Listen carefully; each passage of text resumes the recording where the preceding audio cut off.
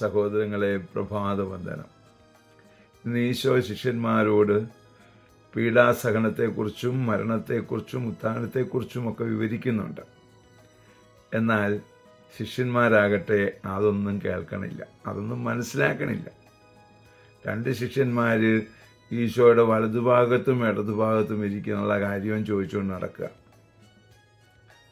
എന്തു വേണമെങ്കിലും ചെയ്തേക്കാം എന്നും അവർ പറയുന്നുണ്ട്. നമ്മളും ഇതുപോലെയാണ്.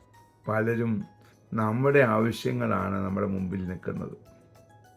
അത് കാരണം ഈശോ പറയുന്നൊന്നും കേൾക്കാൻ നമുക്ക് മനസ്സിലാകുന്നില്ല.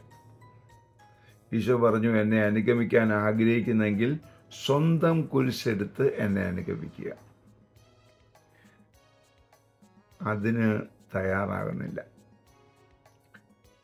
എന്നാൽ അതിന് തയ്യാറായാൽ പീഡാസഹനവും മരണത്തിനും ശേഷമുള്ള ഉത്ഥാനം പോലെ മഹത്വപൂർണമായ ഒരു ഉത്ഥാനം നിന്നെയും പ്രതീക്ഷിച്ചിരിപ്പുണ്ടെന്ന് ഓർക്കണം. അതിനുള്ള കൃപയ്ക്ക് വേണ്ടി പ്രാർത്ഥിക്കാം. പരിശുദ്ധ അമ്മയെ സഹായിക്കണേ. വിശുദ്ധ ഔസേപ്പിതാവേ, ഞങ്ങൾക്ക് വേണ്ടി പ്രാർത്ഥിക്കണേ. പരിശുദ്ധാത്മാവേ, എഴുന്നള്ളി വരണേ.